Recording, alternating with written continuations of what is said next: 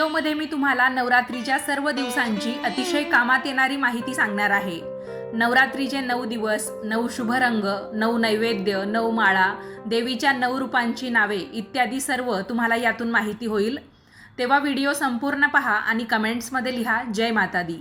चला तर मग व्हिडिओला सुरुवात करते। यंदा सोमवार दिनांक 22 सप्टेंबर 2025 रोजी सुरू होणारी शारदीय नवरात्र गुरुवार दिनांक 2 ऑक्टोबर 2025 या दिवसापर्यंत असणार आहे।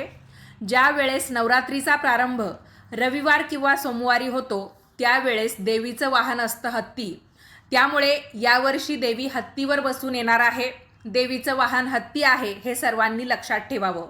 दरवर्षी देवीचं वाहन हे वेगवेगळं असतं आणि या वाहनांचा वेगवेगळा अर्थ देखील लावला जातो। जेव्हा देवी हत्तीवर येते तेव्हा भरपूर पाऊस पडतो आणि चांगले पीक येते असं म्हटलं जातं। नवरात्रीचा पहिला दिवस म्हणजे घटस्थापना। या दिवशी तारीख आहे 22 सप्टेंबर 2025, वार आहे सोमवार। या दिवशीचा शुभ रंग पांढरा। नैवेद्य गाईचे तूप।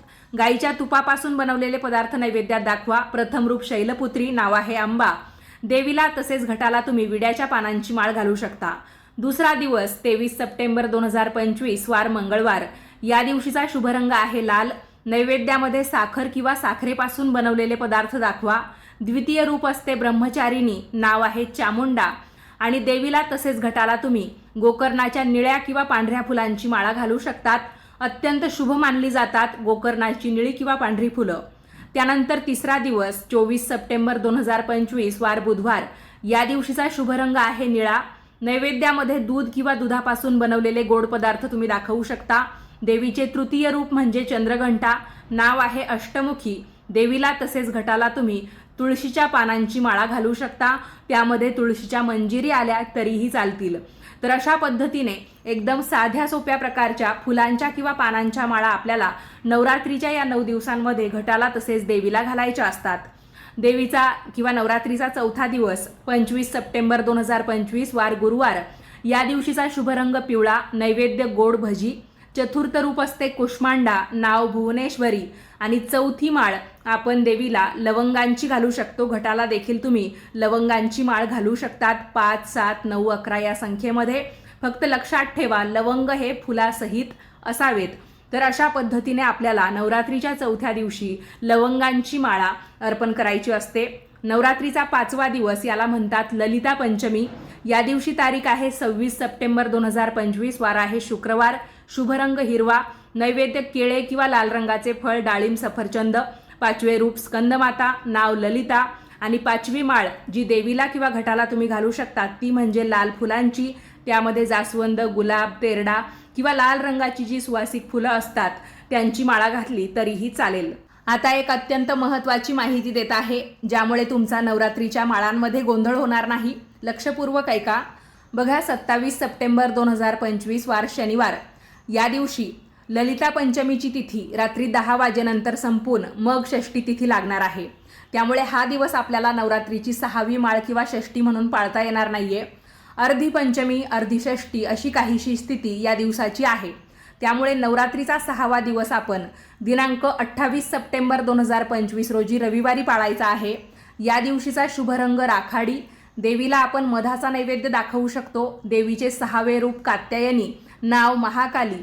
या दिवशी देवीला तसेच घटाला आपण बेलाच्या पानांची माळा घालू शकतो। जर तुमच्याकडे अगदी लहानसा टाक असेल किंवा लहानशी मूर्ती असेल तर फक्त बेलपत्र वाहिलं आणि घटाला बेलाच्या पानांची माळ घातली तरीही चालेल। यानंतर नवरात्रीचा 7वा दिवस म्हणजे सप्तमी, दिनांक 29 सप्टेंबर 2025 रोजी सोमवारी आहे। या दिवशीचा शुभ रंग तांबडा अर्थात नारंगी। या दिवशी देवीला कडाकणीचा नैवेद्य दाखवला जातो। देवीचे 7वे रूप कालरात्री, नाव जगदंबा आणि 7वी माळ तुम्ही देवीला तसेच घटाला झेंडूच्या पानांची किंवा पिवळ्या फुलांची घातली तरीही चालेल। बऱ्याच ठिकाणी नवरात्रीच्या 7व्या माळीला पूर्णाचे दिवे देखील लावले जातात, तर त्याची आठवण इथे मी तुम्हाला करून देत आहे। 7व्या माळेला या सगळ्या गोष्टी तुम्ही करा। बाकी याचा सविस्तर व्हिडिओ लवकरच आपल्या चॅनलवर अपलोड होणार आहे। यानंतर आता आपण नवरात्रीच्या 8व्या माळेची माहिती घेऊया, जो अत्यंत महत्त्वाचा दिवस असतो, अष्टमी किंवा कन्या पूजनाचा। दिनांक 30 सप्टेंबर 2025 वार मंगळवार या दिवशीचा शुभरंग मोरपंखी.